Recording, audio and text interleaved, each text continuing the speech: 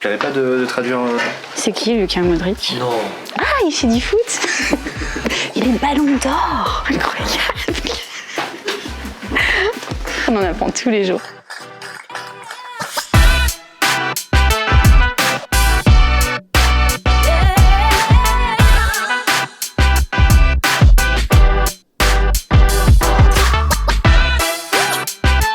Salut, je suis Suzy, je suis traductrice littéraire. Aujourd'hui, on est à la médiathèque de Jaude pour l'émission Spoiler avec En Vrai.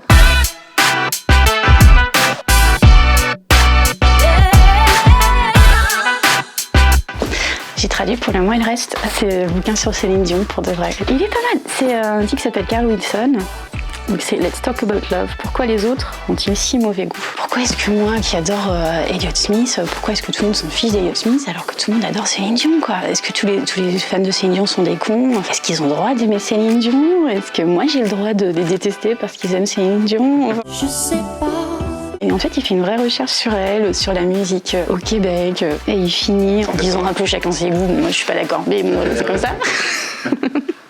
Virginia Woolf, Mrs. Dalloway, ils font pas assez de livres illustrés pour adultes. Alors que ça apporte, regarde, ça apporte à ta lecture, quoi. Franchement, donc super beau, hein. Le problème, c'est où est le traducteur? Je veux dire, Virginia Woolf, Mrs. Dalloway, c'est quand même pas rien à traduire. C'est pas en couverture, on est d'accord? Pardon, je veux pas, je veux pas m'énerver. Mais bon, quand même. Alors, elle fait des très belles illustrations. On n'a toujours pas le nom du traducteur. Il faut aller derrière, parce que c'est pour lui que je suis allée voir quand même. Voilà, texte Virginia Woolf, traduction Simone David. Mais tout au fond, quoi. C'est pas un roman qui repose uniquement sur la narration, quoi. C'est l'écriture elle-même qui est l'intérêt du livre, en fait. Et moi, c'est un livre, je l'ai lu en une après-midi, si je me souviens bien. Et ça m'a complètement chavirée, quoi. Je me disais, oh là là, c'est des livres comme ça qui, pour moi, peuvent vraiment changer ta vision du monde, quoi. Okay. Et pour moi, c'est ça, la littérature. J'avais pas de traduire. C'est qui, Lucas Modric? Non. Ah, il fait du foot. Il est ballon d'or. Incroyable. On en apprend tous les jours. Du coup, c'est sorti chez Buchet-Chastel. C'est Vive Albertine. Elle faisait partie d'un groupe de filles à l'époque du punk qui s'appelait les Slits. Et c'est l'un des meilleurs livres que j'ai lu d'autobiographie musicale, quoi. On voit le point de vue d'une fille à l'époque du punk, qui était quand même un mouvement très très masculin. Elle faisait pas de musique, enfin, c'est le principe du punk de toute façon, c'est je sais pas jouer mais je vais jouer. Dans l'introduction, elle dit si vous voulez aller directement à ce qu'il y a de plus intéressant, donc référence sexuelle, donc il y a les pages, référence aux drogues, il y a les pages, référence au punk rock, il y a les pages. Le premier chapitre, c'est quand même ça, donc c'est un petit peu rigolo. C'est vrai que le punk au tout début était beaucoup lié aussi à la mode, avec Vivienne Westwood et tout. Elle parle de voilà, des trucs qu'elle portait à l'époque parce que ça se faisait, mais en fait elle était pas très à l'aise, parce que c'était quand même très court et très révélateur et tout ça. Il y a plein de trucs super intéressants dans ce bouquin.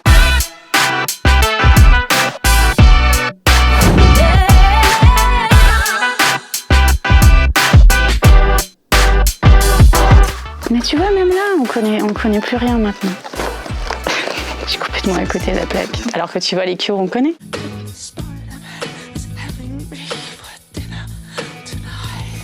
Bah tiens, il y a voilà, Dandy Warhols par exemple. Ça, je pense que j'ai dû l'emprunter.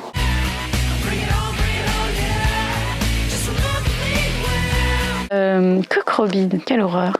Ah, attends.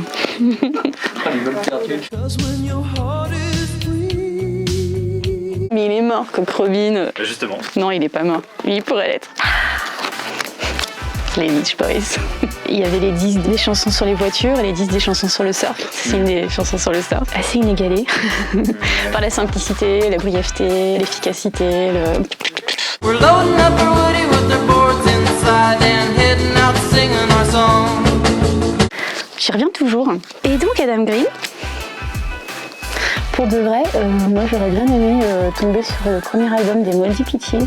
Monkey on your back is the latest trend. I don't see what anyone could see in anyone else. Un groupe américain, donc essentiellement new-yorkais, qui est apparu fin années 90. On réfléchit pas, on y va, des paroles assez décalées, tout ça. Mais cet album d'Adam Green, qui a fait une carrière solo depuis, il est vraiment excellent. Oh, blow up. Bon déjà, c'est trop beau quoi. C'est l'Angleterre dans les années 60. On voit notamment un type des Yardbirds, je crois, faire un concert où il claque une corde. Enfin, c'est super scène. Enfin,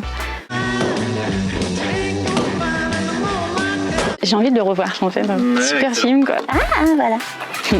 C'est un de mes films préférés que j'ai plus vu depuis très longtemps. Donc j'espère que c'est encore mon film préféré parce que ça se trouve je vais le revoir. Je vais dire. C'est avec Katharine Hepburn, Cary Grant et Jimmy Stewart. I don't want to be worshipped. I want to be loved. J'ai l'impression qu'il n'y a pas trop ça en France. Aux États-Unis, il y a un vrai amour des vieux films en fait. Des films en noir et blanc des années 40-50. Genre à Noël, tout le monde revoit La vie est belle avec Jimmy Stewart. Quand t'as un coup de mou, tu vas regarder un vieux film des années 40, voilà. Alors qu'en France, pas trop. Hein. Par contre, voilà.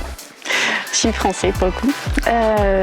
Baiser volé de François Truffaut, c'est aussi un de mes films préférés. Antoine Doinel, qui est un personnage vraiment hyper à part, quoi, parce qu'il est complètement décalé, à la fois décalé, pas toujours très sympa. On peut que l'adorer, quoi. Il peut traverser la place de l'Étoile à Paris sans regarder et puis pas se faire écraser, quoi. Photo, vieille photo de ma jeunesse. C'est un film qui est à la fois drôle, touchant sans forcément chercher à l'être. Enfin, faut pas se dire c'est du film d'auteur tout ça. C'est juste un bon film quoi. Ça te fait voir le monde différemment. Enfin voilà, c'est l'art quoi. Voilà. Moi, quand j'étais plus gamine, enfin déjà il me semble qu'il n'y avait pas de médiathèque quoi. C'était des bibliothèques où il y avait uniquement des livres et maintenant. Enfin, voilà, tu peux prendre des films, de la musique, t'as des activités pour les enfants, voilà quoi. Enfin, ça va devenir de plus en plus un lieu de vie quoi. Enfin, et ça c'est chouette. Abonne-toi.